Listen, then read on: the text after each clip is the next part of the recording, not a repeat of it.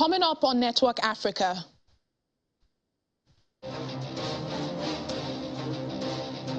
Hundreds of people evacuated in South Africa amid renewed flooding. The United Nations condemns an M23 attack on its forces in the Democratic Republic of Congo. Plus,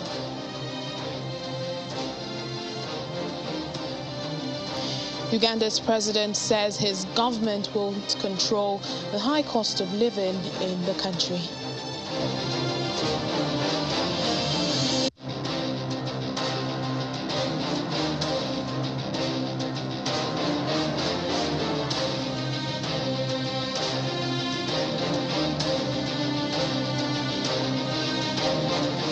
Hello and welcome to the program this week. I'm Layo Olarinde. We begin in Senegal, where President Macky Sall says he will be traveling to Russia and Ukraine soon in his capacity as the current chairman of the African Union. Mr. Sall said on Sunday that he had received the mandate of other AU heads of state to make the trips. In a joint conference with visiting German Chancellor Olaf Scholz, he said Africa is keen to see peace through dialogue between Ukraine and Russia. The Senegalese president says Russia had extended an invitation for a visit, while Ukraine's president had also expressed the need to communicate with African heads of state. The Russian-Ukraine crisis has cut off supplies of grain and cooking oil, worsening food insecurity, particularly in African countries due to rising prices. Global fuel prices have also risen as a result, adding the burden to many countries. Uganda's President Yoweri Museveni says his government will not intervene in the current economic situation amid a rising cost of living. Prices of petroleum products, imported raw materials and food have been rising in recent months, a crisis being experienced globally following the war in Ukraine. In a televised national address on Sunday, Mr. Museveni said that government subsidies or removal of import taxes would collapse the economy. He also adds that there will be a hemorrhage of dollars from the national reserves for the purchase of those expensive products. The president says Uganda will need to frugally use the imported items it can afford. He's now advising his citizens to substitute expensive wheat with locally available food such as millet, maize, green bananas and cassavas. Most of Uganda is highly productive and many families depend on subsistence agriculture, but even the prices of locally produced foods have been rising, especially in urban areas, driven up by transportation costs. Ugandans are said to buy small quantities of basic items or to park their cars to cope with the crisis. In South Africa, hundreds of residents have been evacuated in KwaZulu-Natal province amid a high alert over renewed flooding. Heavy rains have been pounding this weekend, and the local administration says it's on high alert to prevent any loss of life. Local Mayor Nklosi Kaunda says no comprehensive report has been shared on the impact of the latest heavy rains, but residents have reported destruction to their houses and infrastructure. A level 10 warning, that's the highest and most severe level, was issued by the Weather Service, and that level 10 warning remains in place. The province experienced deadly floods last month. Houses were swept and roads destroyed during the incident. However, most of those affected by the April floods are yet to recover.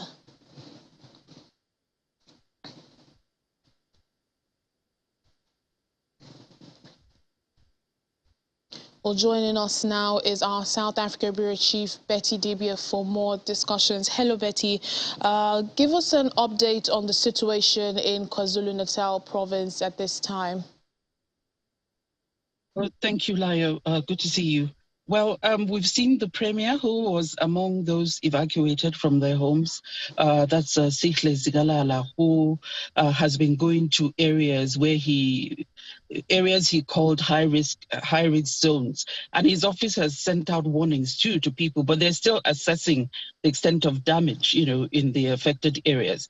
Many people living by the sea, Umblozi, for example, roads were washed away, basements were flooded, and cars stuck because half of the roads, had actually, like, there's a plunge with the roads washed up from beneath.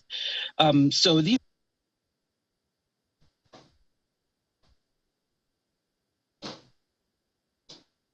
But at the moment, we're still waiting to hear but the government, they're sending out warnings for people to leave areas where you call, for example, the Durban Basin. That's Umlazi, Wentworth, Isipingo, telling people to leave their homes because we're not sure if the worst is over at this point. And that's what. But generally, we heard from the minister in the presidency, Mondli Gungubele, saying it's not even only the KwaZulu-Natal province. You have areas like the Northwest, Northern Cape, Eastern Cape, areas in those provinces affected as well in the recent rains that affected many areas. And we have a confirmation of a child missing, as well as one person confirmed dead. So they're still counting the cost. They're still, and that's just what we have. We don't have a full report yet as to the situation. Well, the government, is asking people to leave. And we know last month's flooding saw about hundreds of people, unfortunately, killed. Are there plans by the government to help? Like, where will these people go to if you're asking them to leave? I'm sure people have families. I guess they're encouraging people to stay where they're comfortable. I understand in one of the halls being used, because the extent of damage may not be as much as the past. What we experienced last month. But in one of the halls taken, about 190 people were placed there. But this is temporary. No one will be comfortable in leaving their homes and staying in halls. So people are encouraged to probably seek family, seek friends where, for now, where they will be safer, away from flooded areas, just for now, as government tries to find its way. Reconstruction is still ongoing from the past devastation. So and the Premier is worried about that. He said this is a setback to the reconstruction that has already started. Hasn't really gone far because some people are still missing, remember. So whatever it is they're doing now is temporary. One hall, about 190 people. It can't be comfortable for those people. But preventative for people, just measures for people to find other places, probably friends or family, away from the flooded areas or flood-prone areas, to stay for now till things calm down. All right, then. Thank you, Betty, and it's also good to see you too. Thank you very much. Well, moving on to other stories, an advocacy group in Kenya is urging institutions that are vetting electoral candidates to disqualify 25 politicians from running for office over concerns on their integrity. The National Integrity Alliance, NIA, says failure to disqualify these 25 aspirants would mean that Kenyans risk electing corrupt people to public office. Amongst the 25 politicians, 8 are allied to Deputy President William Ruto's Kenya Kwanza coalition, while 10 are from Raila Odinga's Azimio la Umoja coalition. Mr. Ruto's presidential running mate, Rigathi Gachagua, is also among those listed. Mr. Gachagua is facing corruption charges in court, although he has previously denied culpability.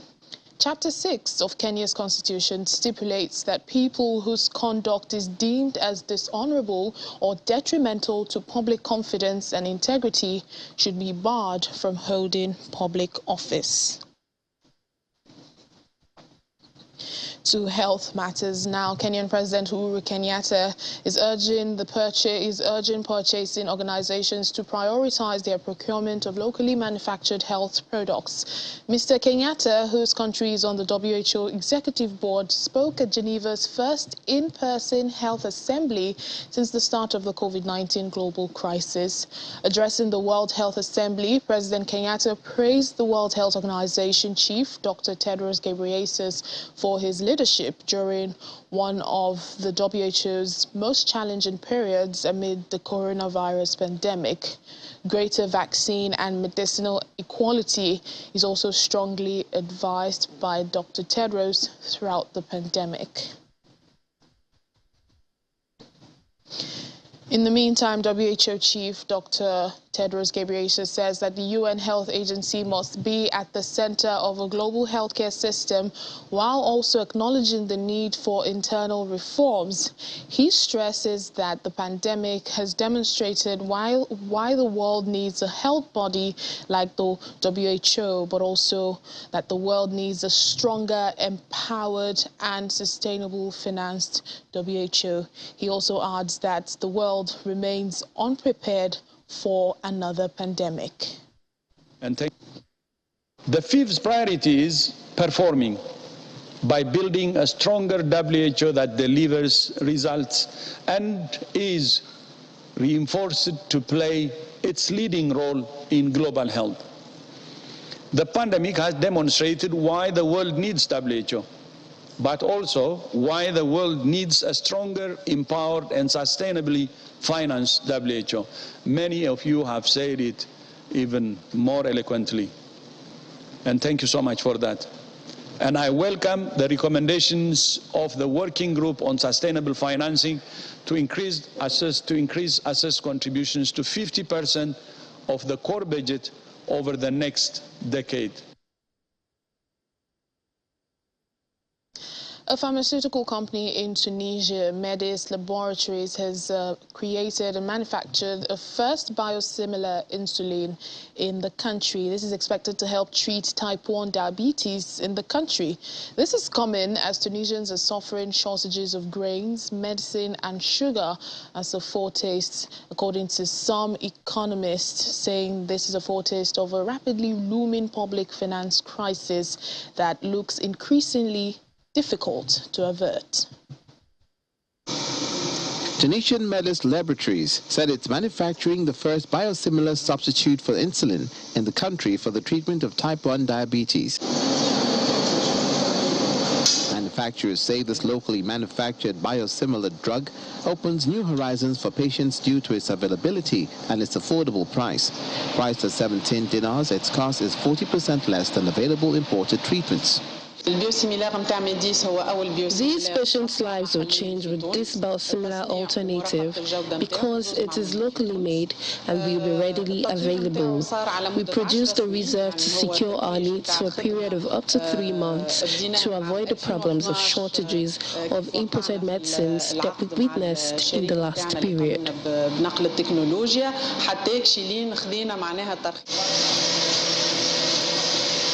The drug carrying the brand name Glargine was developed over 10 years.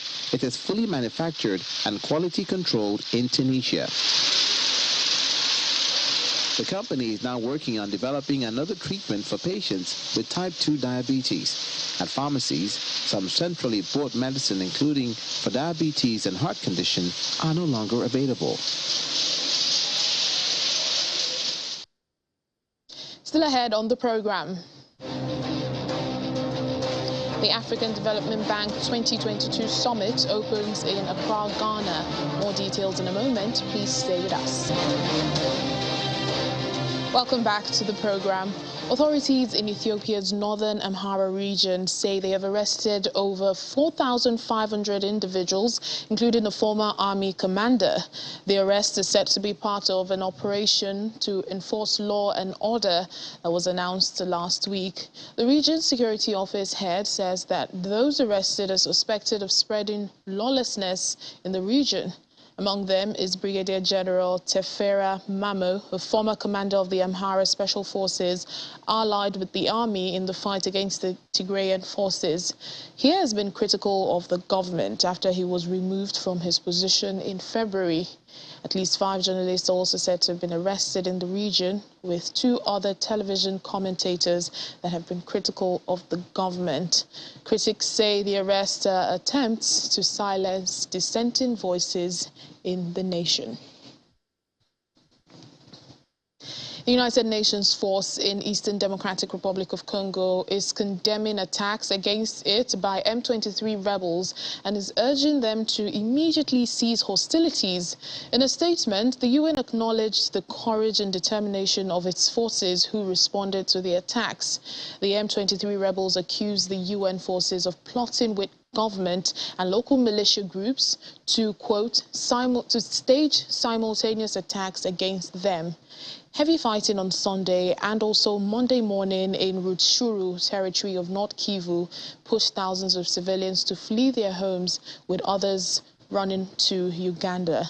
M23 spokesperson Major Willie Ngoma says the UN forces are seriously shelling at their positions with helicopters, and Mr. Ngoma is accusing MONUSCO, that's the UN mission in DR Congo, of helping a coalition of the army and other militia groups to attack them. UN forces have the green light to use force to fight the rebel groups, but locals say that they've done little in more than 20 years of their deployment there. The recent clashes come while the government is negotiating disarmament and reintegration with several local rebel groups. The UN mission in Abia has called a major breakthrough concerning a peace accord that was brokered between the Miseria and Ngok Dinka communities.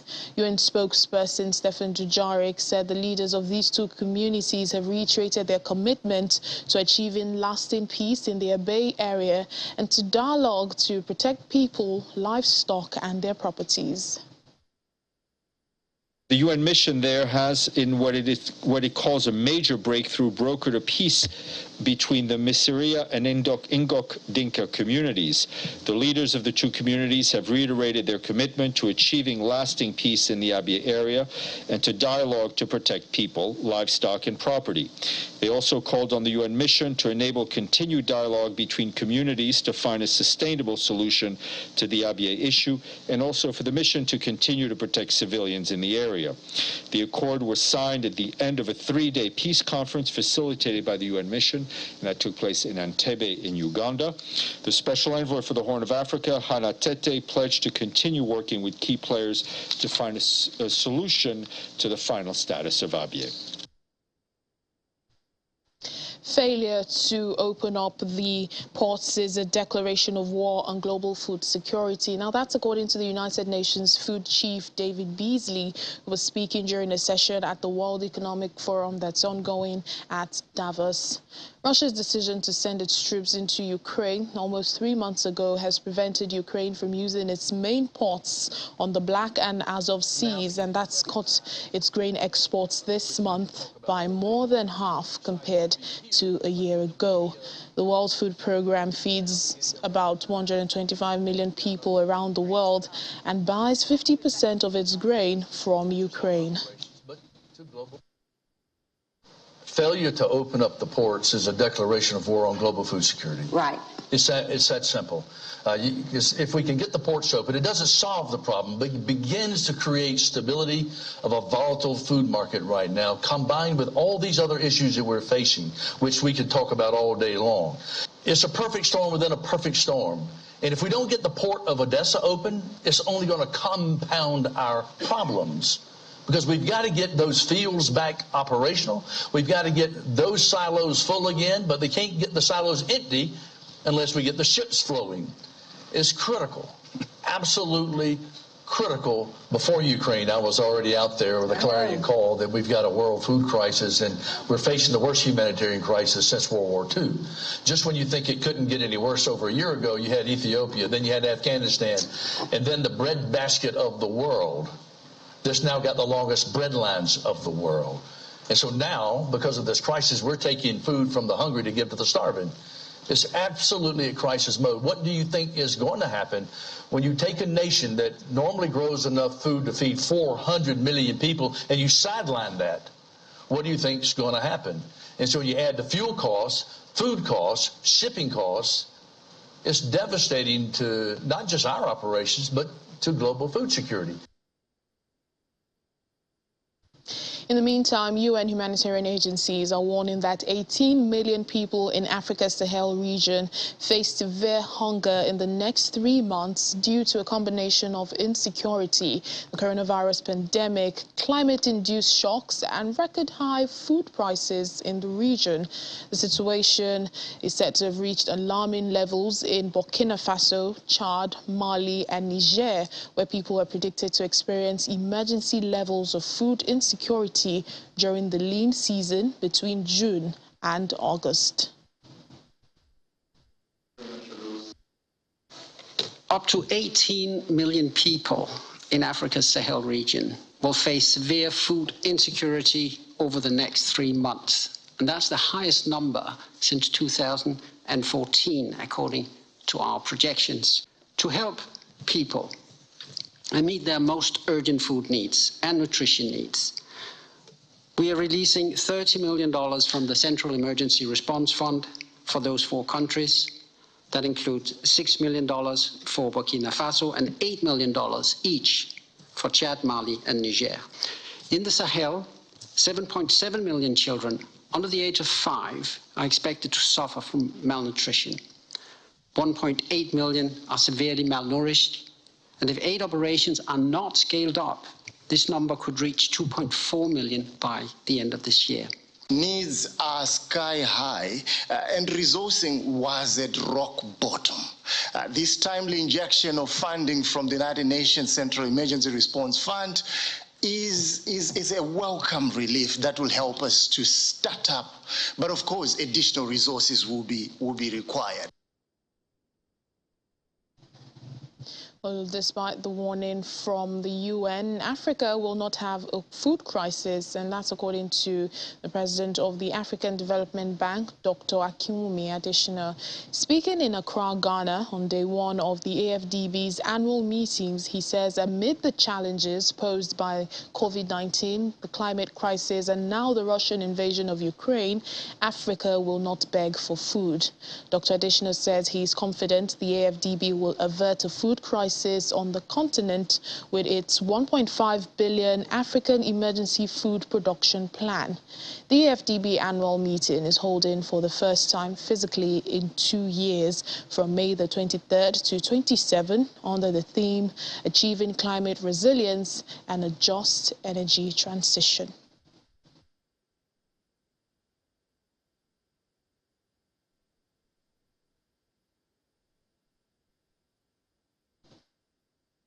The 5th Global Conference on the Elimination of Child Labour has ended with the Durban Call to Action document, which prescribes priorities to end the problem and all the social complications associated with it. The event, put together by the International Labour Organization and UNICEF, had government, labour, civil societies, as well as some Nobel Peace Laureates in attendance. The theme was Raise Your Hand for Kids, and for the first time, children were active participants. Our South African Bureau Chief, Betty Dibia, gives us more. After 5 days of speeches, panel discussions and appeals, the 5th Global Conference on the Elimination of Child Labour ended with the Durban Call to Action document. The main points include ending child labour in agriculture, realize children's right to education and equitable compulsory access to it, increase financing and international cooperation for the fight, accelerate multi-stakeholder effort to prevent and eliminate child labour, achieve universal access to social protection, strengthen the prevention of child labor, as well as protection of survivors. Ghana is one of the many countries grappling with the child labor issues, especially in agriculture, and the government says measures are being taken to end it. So now education from primary, that's the basic, to senior high school is free. And government is also doing another intervention in the area of TVET, that's technical and vocational education, where we're trying to incorporate it into the free education system. There's free feeding and then provision of uniform and other school supplies to all schools to ensure that children do stay in school and they do not work on the fields. The issue of the number of children who are not going to school, especially girls, are linked. And one of the linkage is the economic and the financial drivers that push family to take their children out of school and get them to work. So we have to address, the first thing is to address these financial drivers that make families make such an unfortunate choice: school or work. For the first time, children were part of the conference, and not just for singing and dancing. There was a special intergenerational session where they got a chance to read out their own call to action, and they're happy for the opportunity.